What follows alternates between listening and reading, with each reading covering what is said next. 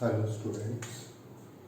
Today we will start the next topic on the chapter structure of atom. That is the topic is de Broglie equation. तो हम de Broglie equation पढ़ेंगे. तो सबसे पहले ये देखते हैं कि ये de Broglie equation है क्या और कहाँ से आई है.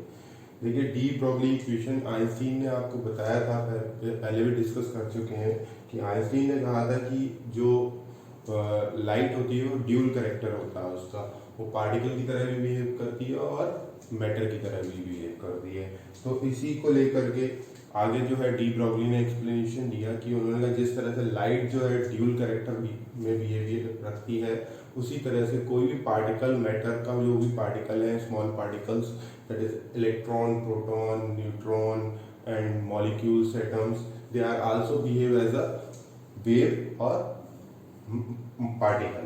तो इन्होंने कैसे कहा कि कोई भी पार्टिकल जो है वो पार्टिकल की तरह तो बिहेव करता ही है और वो वेव की तरह भी बिहेव करता है, यानी कि पार्टिकल्स के भी ड्यूल नेचर होते हैं. तो इसी को लेकर के इन्होंने इक्वेशन दी थी और उनकी जो इक्वेशन थी वो बेस्ड थी इस स्टेटमेंट पे, that is all material particles in motion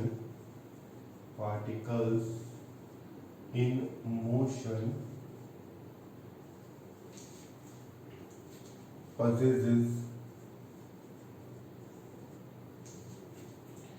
wave characteristics.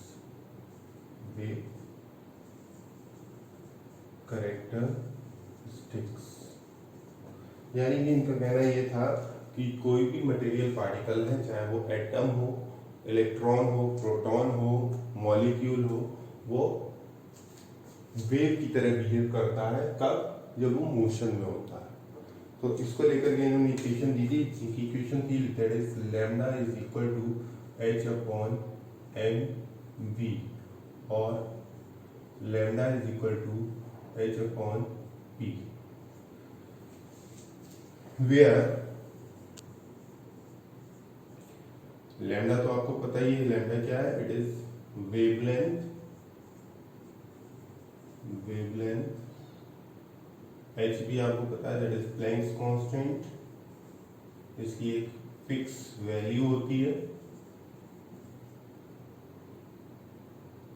m is the mass of particle. जो भी पार्टिकल है उसका क्या मास होगा, इलेक्ट्रॉन है तो उसका क्या होगा, प्रोटॉन है तो क्या होगा, तो भी ले रखा है. v is the velocity of the particle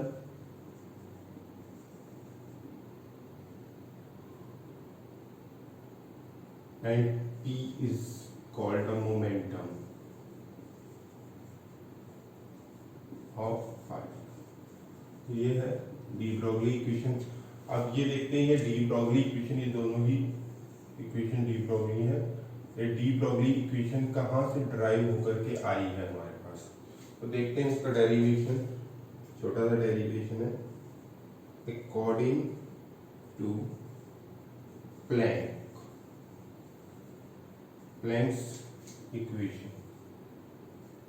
planks की क्या इक्वेशन थी? प्लैंक्स ने कहा था that is E is equal to H nu. Planck's ने कहा था E इज इक्वल टू जो है एच न्यू होता है और E is equal to H C upon lambda. This is the first equation. यहाँ से हम ले ले रहे हैं. नाउ अकॉर्डिंग टू आइंस्टीन ने क्या कहा था, देखिए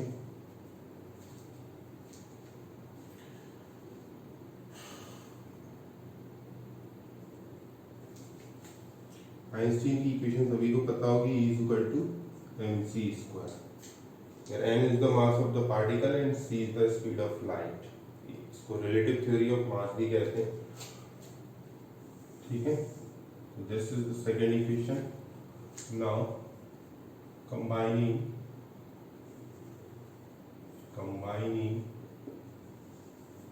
equation 1 and 2, दोनों इक्वेशंस को कंबाइन करते हैं, क्या मिलेगा देखिए वी कैट. देखिए दोनों ही एनर्जी के इक्वल है, तो देखिए SC upon lambda is equal to MC square. Yes, now cancel out the C, H upon lambda is equal to MC, और लैम्डा को इधर ले जाइए, MC को इधर ले जाइए, तो lambda is equal to H upon MC। Now this equation,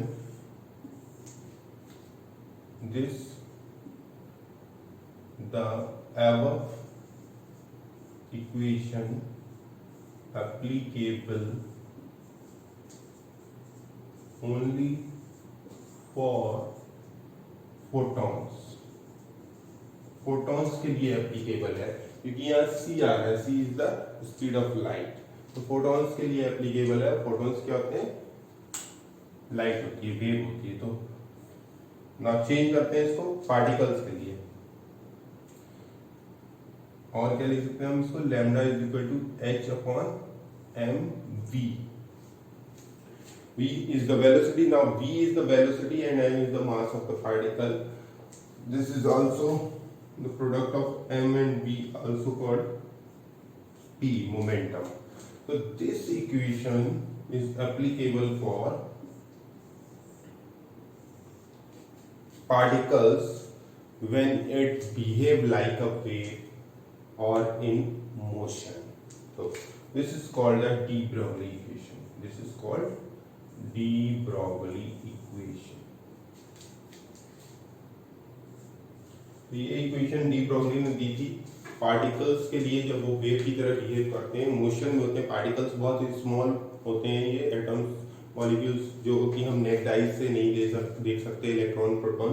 तो इसलिए ये जो मोशन में होते हैं, तो ये बिल्कुल वेव की तरह बिहेव करते हैं, बहुत स्पीड से भागते हैं। तो हम इनको किसी भी अपरेटस से भी प्रॉपरली देख नहीं सकते जब ये मोशन होते हैं। तो इसलिए इनको वेव की तरह कहा गया कि ये वेव की तरह भी बिहेव करते हैं जब मोशन में होते हैं। और पार्टिकल हैं क्योंकि इनका कुछ मास है, कुछ स्पेस को ऑक्यूपाई कर रहे हैं, तो इसलिए ये पार्टिकल भी है। तो ये दोनों करेक्टर रखते हैं पार्टिकल और वेव का, अकॉर्डिंग टू डी ब्रोगली। अब इस इक्वेशन से रिलेटेड हम कुछ न्यूमेरिकल्स करेंगे।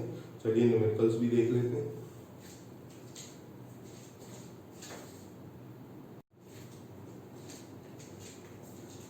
हाँ जी स्टूडेंट, तो देखते हैं न्यूमेरिकल देखते हैं। पहला न्यूमेरिकल है two particles A and B are in motion if the wavelength is associated with the particle A is 5 into 10 to the power minus 8 metre. ये दो पार्टिकल है हमारे पास A और B, और दोनों ही मोशन में है। जिसमें से A पार्टिकल की जो वेवलेंथ है वो आपको गिवन है। तो wavelength for particle A, lambda A ले लेते हैं इसको। ये हमारे पास है 5 into 10 to the power minus 8 metre. Calculate the wavelength of particle B if the momentum is half of A। Particle B की वेवलेंथ निकालनी है, और कब निकालनी है? जब B का जो मोमेंटम है वो A से आधा है, हाफ है। इसके अलावा हमारे पास और कुछ नहीं है। तो सबसे पहले यहाँ देखते हैं, दो केस हैं हमारे पास, एक पार्टिकल A के लिए, एक पार्टिकल B के लिए। तो पहला हम केस लेते हैं फॉर पार्टिकल A के लिए देखिए क्या होगा, lambda A is equal to H, constant है तो सेम रहेगा, upon P is the momentum for particle A। ये आ गया हमारे पास। फर्स्ट इक्वेशन ले रहे हैं, आप लेते हैं सेकंड में देखते हैं फॉर पार्टिकल B। इसके लिए देखिए lambda B is equal to H upon P, B हो जाएगा। ये सेकंड इक्वेशन हो गई हमारे पास। तो यहाँ पे P is the momentum for particle B। लेकिन यहाँ पे एक बात और कही गई है, वो ये कही गई है कि जो PB है, मोमेंटम ऑफ पार्टिकल B, ठीक है, if the momentum of B, if the momentum is half of A। तो जो मोमेंटम है पार्टिकल B का वो A से आधा है।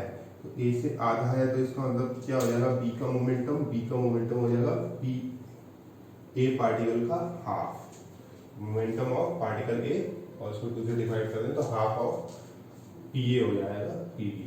ये आ गई हमारे पास, ठीक है।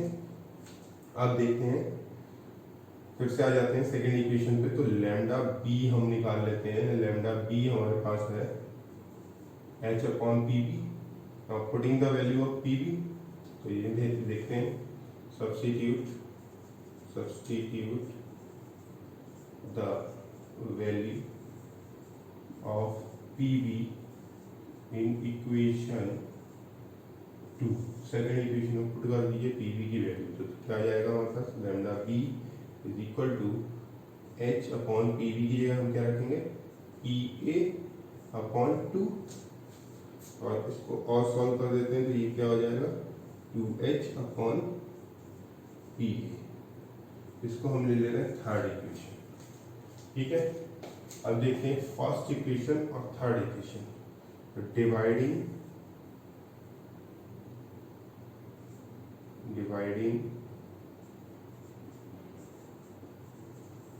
इक्वेशन 1 बाय 3, इक्वेशन 1 को 3 से डिवाइड कर दीजिए। देखिए क्या आएगा, lambda A upon lambda B divide कर दिए। यहाँ आ जाएगा हमारे पास, इसका था h अपॉन पी ए, इसको डिवाइड किया 2h अपॉन पी ए। देखिए तो ये हमारे पास आ जाएगा lambda A upon lambda B is equal to h upon P A into P A, देखिए ऊपर चला गया, पी ए अपॉन 2h। ये तो देखिए पी ए से पी ए कैंसिल, h से h कैंसिल, यानी कि हमारे पास क्या आ गया,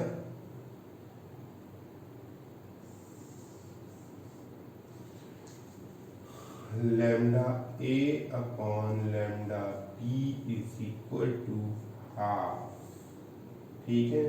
और इसको हम अरेंज कर लें तो ये हो जाएगा lambda B is equal to 2 lambda A, हो जाएगा 2 लैम्डा ए। अब हमें निकालना क्या था, we will calculate the wavelength of particle B की वेवलेंथ निकालनी, तो ये आ गई हमारे पास पार्टिकल बी की वेवलेंथ।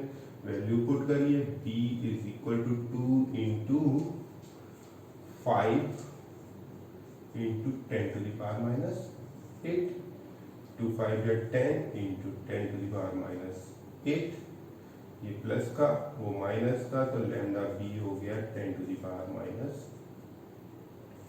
मीटर। ये आ गई हमारे पास वेवलेंथ पार्टिकल बी की। वेरी सिंपल क्वेश्चन, बहुत ही सिंपल क्वेश्चन है। चलिए अगला क्वेश्चन देखते हैं। अगला क्वेश्चन क्या कह रहा है, अगला क्वेश्चन कह रहा है, if the velocity of electron in both first orbit is 2.19 into 10 to the power 6 metre per second. देखिए इस क्वेश्चन में सबसे पहले तो हमें वेलोसिटी गिवन है 2.19 into 10 to the power 6 metre per second. दूसरा calculate the de Broglie wavelength, यानी हमें क्या फाइंड करना है, वेवलेंथ हमें फाइंड करनी है। अब देखिए हमारे पास वेलोसिटी है तो मास भी होगा। पार्टिकल क्या है, इलेक्ट्रॉन है, इलेक्ट्रॉन यहाँ गिवन है। इलेक्ट्रॉन का मास आपको पता होना चाहिए कितना होता है, 9.11 into 10 to the power minus 31 kg होता है। तो ये आपके पास वैल्यूज आ गई। अब आप फॉर्मूले का यूज कर लीजिए, lambda is equal to h upon M B. बहुत सिंपल क्वेश्चन है, इसमें सिर्फ वैल्यू पुट करनी।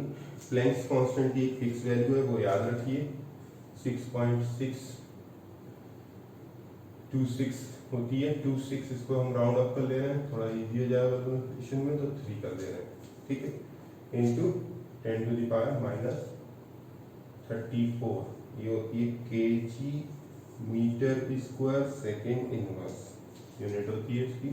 मास आ गया आपके पास 9.11 into 10 to the power minus 31 kg into velocity आ गई 2.19 into 10 to the power 6 metre पर सेकेंड। kg से kg कैंसिल, सेकेंड इनवर्स से सेकेंड इनवर्स कैंसिल, और मीटर से 1 मीटर यानी मीटर बचेगा। वेवलेंथ आपकी किस में आएगी? मीटर में। कैलकुलेट करेंगे, आंसर आएगा आपके पास 3 पॉइंट, पहले आप पावर्स को कैलकुलेट कर लीजिएगा। देखिए 6.63 इंटू 10 की पावर माइनस 34, इसको ऊपर ले जाएंगे तो 10 की पावर प्लस हो जाएगी 31, और इसको ऊपर ले जाएंगे तो 10 की पावर माइनस 6 अपॉन 9.11 इंटू 2.19। या अब देखिए lambda is equal to, decimal से ये डेसिमल कैंसिल कर दिया तो 663 अपॉन 911 इंटू 2.19 इंटू 34, और 6 कितना हो गया? 40, तो 10 की पावर माइनस 40 इंटू 10 की पावर 31, तो lambda is equal to 663 upon 911 into 2.19 into 10 की पावर माइनस 9 आ गया। तो ये हमारा यहाँ तक पहुँच गया क्वेश्चन। तो इसको सॉल्व तो कर ही लेंगे, सिर्फ डिवाइड करने को और मल्टीप्लाई करने को रह गया। अब ये हो जाए 3.32 into 10 to the power minus 10 metre. ठीक है, this will be the answer. ये हमारा न्यूमेरिकल होगा, बहुत सिंपल न्यूमेरिकल है, इसमें और कुछ नहीं है, बहुत इजी है। सिर्फ वैल्यू पुट करनी है, फॉर्मूला आपके पास है, बस you can put the values and calculate it. इसका कैलकुलेशन करनी है, सिंपल है डी ब्रॉगली इक्वेशन, बट यहाँ से ये 2 मार्क्स का न्यूमेरिकल आ सकता है, इसलिए इम्पोर्टेंट है। Okay, thank you.